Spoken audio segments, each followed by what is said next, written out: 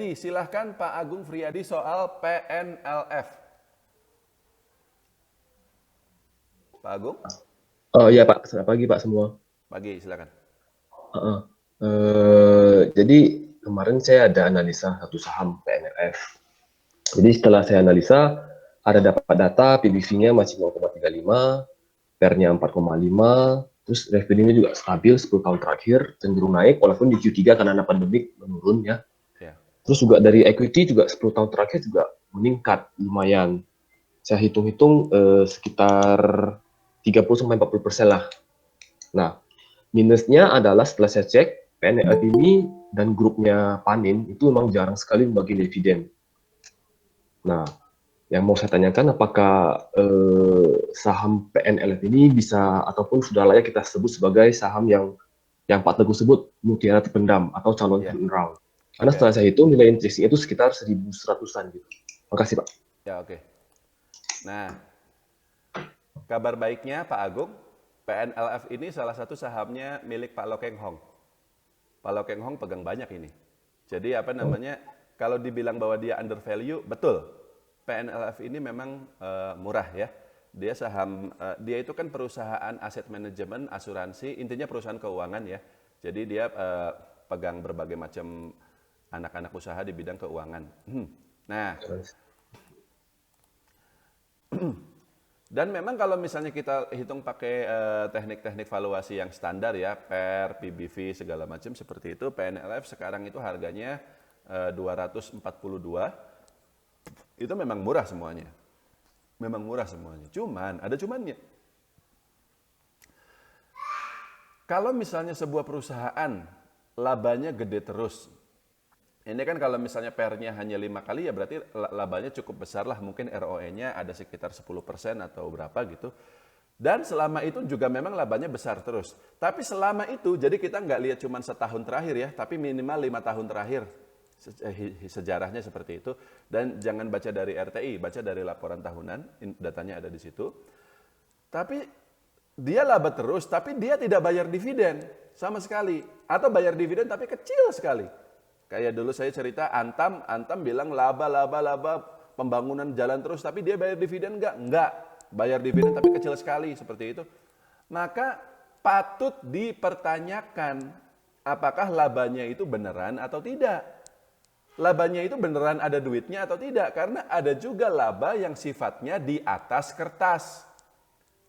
Yang dimaksud laba di atas kertas itu contohnya apa? Anda beli saham A di harga 1.000. Besoknya atau setelah 1 tahun harganya naik menjadi 1.200.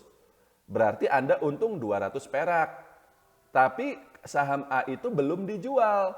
Itulah yang disebut keuntungan di atas kertas. Belum direalisasikan. Jadi Anda kelihatannya untung 200 tapi sebenarnya belum. Anda belum terima duit dari situ.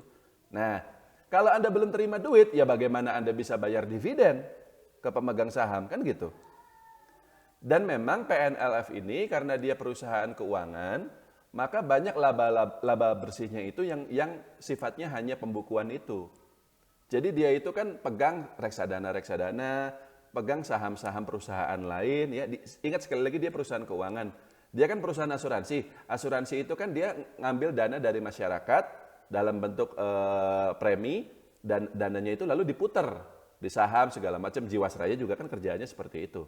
Nah, ketika dana itu dibelikan saham A ya di 1.000 lalu harganya naik, ya otomatis laba dia kelihatannya naik, tapi dia nggak terima duit dari situ. Dia nggak dapat duit dari situ, makanya dia nggak bayar dividen. Inilah yang menyebabkan PNLF meskipun valuasinya murah tapi susah naiknya, gitu. Tapi biasanya sih nanti eventually dia akan naik meskipun mungkin bisa sangat lama dari sekarang. Makanya Pak Lokeng Hong itu beliau beli. Lalu tunggu saja, cuman kalau Pak Lokeng Hong nafasnya panjang. 7 tahun gak ngapa-ngapain biasa. Lah saya kemarin baru aja 2 minggu gak ngapa-ngapain, orang udah pada ribut. Kok Pak Teguh diem aja sih, kok gak beli gitu? Ini udah turun-turun, nanti saya bilang ada waktunya. Seperti itu. Jadi PNLF ini cocok untuk kita yang sudah kawakan lah. Kalau misalnya kita masih baru, saya sendiri juga kan masih baru sebenarnya. Baru 10 tahun seperti itu. Buat beli PNLF ini kayak saya sendiri mungkin kayaknya nggak sabar gitu loh. bisa bisa lama sekali naiknya. Tapi kenapa kinerjanya dia untuk tahun 2020 ini belakangan ini kuartal 3 ini juga naik-naik lagi? Ya itu karena dia mulai profit kan. Saham-saham kan pada naik tuh. Ya otomatis PNLF cuan lagi seperti itu. Tapi itu cuan di atas kertas saja. Nggak ada duitnya. Nah, jadi hal ini yang harus dipertimbangkan. Dan ini bukan berarti PNLF tidak layak invest. Tetap kalau PBV-nya 0,4 sih dia murah lah. Dan dia tidak mengalami kesulitan keuangan dan nggak pernah ada masalah juga kan. PNLF ini kan bukan kayak Bakri gitu loh. Bukan kayak Beni Cokro gitu. Dia nggak terlibat itu sama Jiwasraya segala macam. Cuman kalau saham model begini harus murah sekalian. Jadi PBV-nya jangan lagi kita kejar pada 0,4. Kalau bisa 0,3 atau bahkan 0,2. Jadi semakin murah semakin baik. Kalau harga sahamnya murah banget, benar-benar sangat murah, ya biasanya naiknya juga nggak akan lama. Kalau PBV-nya 0,4 atau bahkan 0,5, maka untuk saham seperti PNLF itu istilahnya tanggung gitu loh. Murah iya, tapi nggak murah-murah banget. Karena kalau untuk ngarepin dia naik sampai PBV-nya 1 kali, dengan melihat model bisnisnya yang seperti itu, maka tidak realistis. Jadi apa namanya, mungkin kalau PNLF dia harganya turun sampai 150, 170, dan memang kemarin-kemarin kan dia sempat sih harganya di situ, mungkin saya sendiri juga akan masuk. Tapi kalau di harga sekarang 240, tanggung lah. Mendingan beli saham lain yang memang labanya itu beneran ada dan beneran bayar dividen. Ya. Jadi ini tipsnya sekali lagi Bapak Ibu sekalian.